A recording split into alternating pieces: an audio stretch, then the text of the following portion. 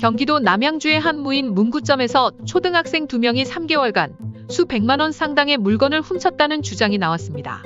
피해 업주는 학생들에게 피해가 갈까봐 원만한 합의를 원했으나 학부모는 피해 금액 전액을 배상하기 어렵다는 입장을 밝혔습니다. 만 10세 미만은 범법소년으로 법적 도움도 받지 못하고 있다며 피해 업주는 답답한 마음이라고 심경을 밝혔습니다. 사건은 지난 12월에 발생했습니다. 사장은 매장의 행동이 수상한 아이들이 있다는 직원의 말에 CCTV를 확인했고 가방을 들고 다니며 물건을 담는 아이들의 모습을 보게 되었습니다. 과거 영상도 돌려보니 같은 아이들이 3개월간 30차례 훔쳤다는 사실을 알게 되었고 그 피해 금액이 600만 원대라고 합니다. 피해 업주는 자신도 초등학교 3학년 자녀를 둔 입장에서 아이들에게 피해가 갈까 우려해 경찰에 신고하지 않았습니다.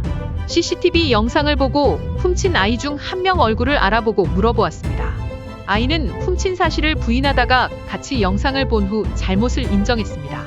물건을 훔친 아이들은 3학년 같은 반 친구였고 훔친 이유는 다른 친구가 훔치라고 해서 훔쳤다고 했습니다. 훔친 물건은 같은 반 다른 친구에게 주고 반 친구들과 다 같이 나눠 썼다고 합니다. 피해 업주와 부모들의 합의는 원만하지 않았습니다. 피해 업주는 부모들에게 각각 물건값 300만 원을 배상하라고 했으나 부모들은 상의 끝에 300만 원 전액 배상은 어렵다고 했습니다. 그 이유는 아이들이 그만큼 훔치지 않았다는 이유입니다. 처음에는 배상액 50%로 깎아달라고 요구하다가 피해 업주에게 200만 원을 배상하겠다고 제안했습니다.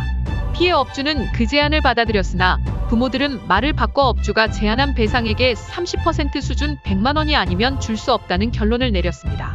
결국 피해 업주는 12월 20일 경찰에 신고했습니다.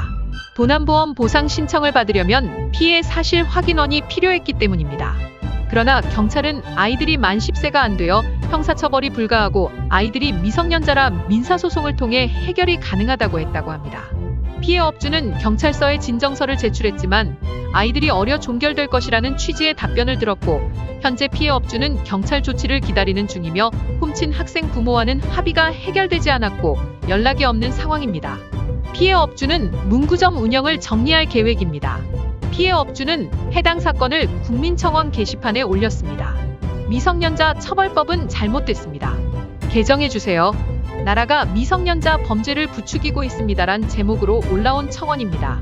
여러분은 이 사건을 어떻게 생각하시나요? 의견을 댓글로 남겨주세요.